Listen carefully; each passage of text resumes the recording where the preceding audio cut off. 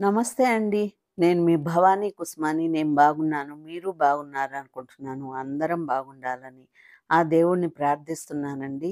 ఈరోజైతే శ్రీరామనవమి కదా! అందుకని అందరికీ శ్రీరామనవమి శుభాకాంక్షలండి. ఇప్పుడైతే ముందు విఘ్నేశ్వరుడిని పూజించుకుందామండి. ఓం కేతుగణాయ విద్మహే మహావక్రాయ ధీమహి తన్నో దంతి ప్రచోదయాత్.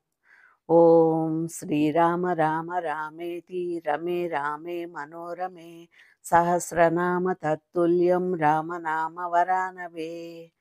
ఓం శ్రీరామ జయ రామ జయ జయ రామ.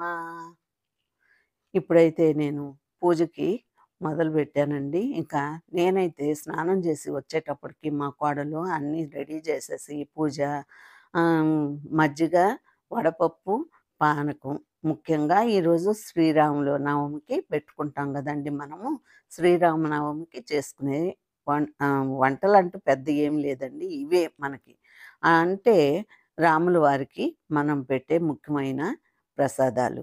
ఇప్పుడు పండ్లు, పువ్వులయి పెట్టేసి దేవుడికి పూజ చేసుకుంటామండి. వాళ్ళు తొందరగా ఆఫీస్‌కెళ్ళిపోవాలి కాబట్టి ముందే స్నానాలు చేసేసి పిల్లలు రెడీ అవుతున్నారండి. ఇంక నేనైతే స్నానం చేసేసి వచ్చి దేవుడికి కాసేపు పూజ చేసేసుకొని, ఆ తర్వాత పూజ అయిపోయిన తర్వాత ప్రసాదం తీసుకొని, అదే కాసేపు ఆగి ప్రసాదం తీసుకొచ్చి అక్కడ అందరికి ఇచ్చేసి, తర్వాత ఈ పిల్లలు గూడాను ఇంకన బ్రేక్‌ఫాస్ట్‌లు చేసి, ముందు మా అబ్బాయి, మా మేనకోడలు ఎళ్ళిపోతారండి కారులో.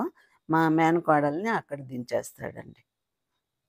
ఇక నేనైతే మన కమ్యూనిటీలో ఇక్కడ పూజ చేస్తున్నారు గదండీ! స్వామివారిని పిలిచి, పూజారిని పిలిచి అందరు అపార్ట్మెంట్‌ల వాళ్ళంతా అక్కడికి వీలైన వాళ్ళు పోయి కూర్చొని, పూజ జూసుకొని, ప్రసాదాలు తీసుకొని రావచ్చండి. కానీ నాకైతే అంత టైం లేదు. అందుకని నేను ఒక ఫోటో తీసుకొని వచ్చేసానండి ఇంటికి. వచ్చేప్పటికి ఇంక నా పిల్లలు ఆఫీస్‌కి రెడీ అయిపోతున్నారు. ఇక మా కోడలైతే 12కి పోవాలి కాబట్టి, వీళ్ళైతే 10:30 కల్లా ఎళ్ళిపోవాలి. మా కొడుకు, మా మేనకోడలు. మా మేనకోడలు ఒక ఆఫీస్, మా కొడుకు ఒక ఆఫీస్ అండి. కాకపోతే పోయే దారిలోనే మా మేనకోడల ఆఫీస్ ఉంది. అక్కడ ఆ అమ్మాయిని దించేసేసి, మా అబ్బాయి ఎళ్ళిపోతాడు నేరుగా. ఇంకా మా కోడలికి 12 గంటలకి క్యాబ్ వస్తదండి. ఆ క్యాబ్ వచ్చిన తర్వాత 12 గంటలకు ఆమె ఎళ్ళిపోద్ది. ఇంక మళ్ళా నైటు అందరూ 8 గంటల నుంచి ఒక్కొక్కరు వస్తారండి. రాత్రి 8 గంటలకి ఒక్కొక్కరు వస్తారు. ఇప్పుడైతే వాళ్ళ వరకు టిఫిన్‌లయిపోయాయండి. ఇంక నాకు, నా కోడలు ఉందండి ఇంక టిఫిన్ చేయడానికి. మేము ఈ ఈ పనులన్నీ ఇంక ఇవన్నీ సర్దేసుకొని, ఇంక వాళ్ళని పంపించేసి లంచ్ ప్యాక్ జేసేసింది.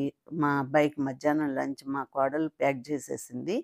ఇక అదయిపోయిన తర్వాత ఇంక నైటు మనకి మళ్ళా డిన్నర్‌కి చెయ్యాలి గదండీ! అందుకని నేను మా మేనకోడలైతే ఆఫీస్‌లోనేనండి వాళ్ళకి భోజనం. అందుకని అక్కడే తినేస్తది తను.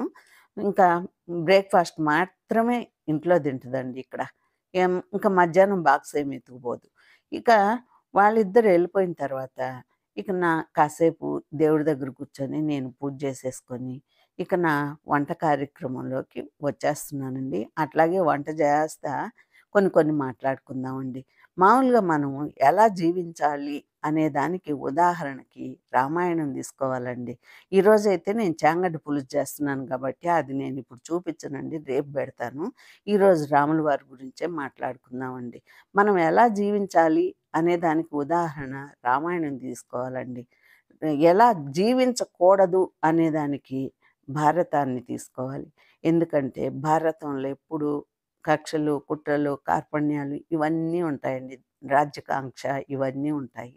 అట్లాగే ఇక్కడ లేదా అనంటే అది ఎందుకంటే సహజంగా కొంతమంది ఆడవాళ్ళు, అందరూ గూడా గాదండి. కొంతమంది ఆడవాళ్ళు ఒకరి చెప్పుడు మాటలు విని పొరపాట్లు చేసే, ఆహ్, దా పొరపాటు చేసినందువల్ల జరిగిన కష్టాలు అన్నమాట ఈ రామాయణంలో.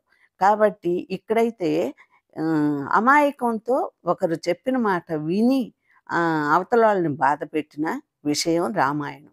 కానీ భారతం అట్ట కాదండి. ఆహ్, రాజ్యకాంక్ష ఎక్కువైపోయి ఒకరికొకరు లేకుండా పోవడానికి కారణమైందండి భారతం. అందుకని నేను రామాయణంలాగా మనం బతకాలి అని అంటాం.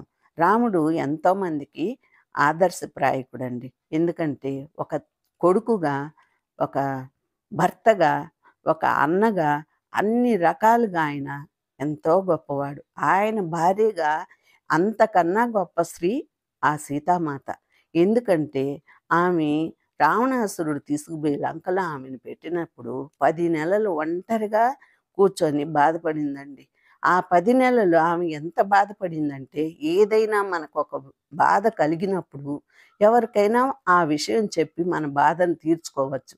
కానీ ఆ బాధను తీర్చుకునే పరిస్థితి ఆమెకు రాలేదండి. కానీ రాముడు భార్య వియోగంతో ఉన్నా కూడాను ఆయన చుట్టూ తమ్ముళ్ళున్నారు. స ఆంజనేయ స్వామి ఉన్నాడు. పరివారం అంతా ఉందండి. కాబట్టి వీళ్ళల్లో ఎవరండి ఎక్కువగా కష్టపడింది? ఒక స్త్రీయే. అంటే సీతమ్మే కష్టపడింది. అట్లాగే నిజ జీవితంలో గూడాను స్త్రీలు ఎక్కువ కష్టపడతారండి. కానీ ఈ కష్టాలన్నీ ఓర్చుకొని గట్టిగా నిలబడినప్పుడే మన గౌరవం మనకు దక్కద్దండి. ఎందుకంటే మొదటి నుంచి గూడాను మనం ఎన్నో ఆటుపోట్లు చూసేసుంటాము.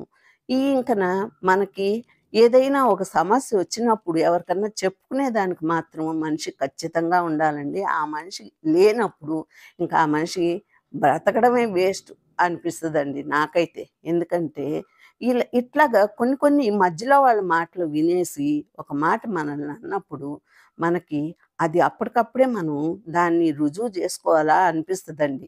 కానీ అవతల వ్యక్తి మన మాటల్ని గుర్తించనప్పుడు మనకు చాలా బాధేస్తది. అలాంటప్పుడే కొన్ని కొన్ని ఆహ్, రాంగ్ డెసిషన్స్ తీసుకుంటారండి. అందుకని నేను చెప్తున్నాను. ఎప్పుడు రాంగ్ డెసిషన్స్ ఎవరు తీసుకోవద్దు. దాన్ని పరిష్కరించుకొని వీలైతే కలిసుండడం, వీలు లేకపోతే విడిగా ఉండడం గూడా బెటర్. ఎందుకంటే స్త్రీ ఎక్కడైనా బతకగలదండి. ఎందుకంటే తనకి మనోధైర్యం ఎక్కువ. అంటే ఒక వయసొచ్చిన తర్వాత అన్ని బాధ్యతలు తీరిపోయిన తర్వాత ఎవరి దగ్గర ఏ మాట పడనవసరం లేదని నేననుకుంటున్నానండి. మీరేమంటారో నాకు చెప్పండి. ఎందుకంటే ఇంకా మన పిల్లలనుకుంటాం. మనం పిల్లలకి మన బాధ్యత తీరిపోయింది. వాళ్ళని ఒక దారికి తెచ్చేసాం కాబట్టి, మనం ఇంక ఎవరి దగ్గర ఏ మాట పడాల్సిన అవసరం లేదండి. పడినప్పుడు అది హ్మ్, రుజువు చేసుకునే మార్గంతో ఆలోచించుకోవాలి. అందుకని ఈ రామాయణంతో పాటు మన రామాయణం గూడా మీతో చెప్తున్నానండి. ఎందుకంటే ధైర్యంగా బ్రతికేటట్టుగా ఉండాలి. ఒక స్త్రీ అంటే ధైర్యంగా బ్రతకాలండి. ఎందుకంటే ఎంతోమంది ఉంటారండి. ఎన్నో రకాలుగా మాటలు మార్చేసేవాళ్ళుంటారు. మాటలు నేర్పించేవాళ్ళుంటారు. కైకమ్మకి మందర మాటలు విని గదండీ అట్లా జేసింది. అంతేగాని స్వతహాగా ఆమె చాలా మంచిదండి. ఎందుకంటే రాముల వారిని తన కన్న బిడ్డ కన్నా ఎక్కువగా చూసుకుందామె. కానీ ఇక్కడ మందర చెప్పిన మాటలు విని అట్లాగయిపోయింది. కాబట్టి మందర లాంటి మాటలు ఎవ్వరు ఇనొద్దు. మందర చెప్పిన మాటల్లాంటి మాటలు ఎవరు వినొద్దు. వాళ్ళ సొంతానికి ఆలోచించుకొని, వాళ్ళ సొంతంగా మాట్లాడేటట్టుగా ఉండాలని నేననుకుంటున్నాను. అందరం గూడాను హాయిగా, హ్యాపీగా ఉందామండి. ఎప్పుడు ఒకరి మీద ఒకరు కల్మషంతో, కుట్రతో ఉండగూడదని, ఈర్ష్య, ద్వేషాలు పెంచుకోకూడదని నేననుకుంటున్నాను. అందరూ అట్లాగే ఉండాలని భావిస్తున్నానండి. ఈ రోజుకైతే నేను నా వీడియోని ఇట్లాగే సమాప్తం చేయాలనుకుంటున్నానండి. ఇంకా మిగతా వీడియో రేపు చాంగడ్డ పులుసుతో మీ ముందుంటానండి.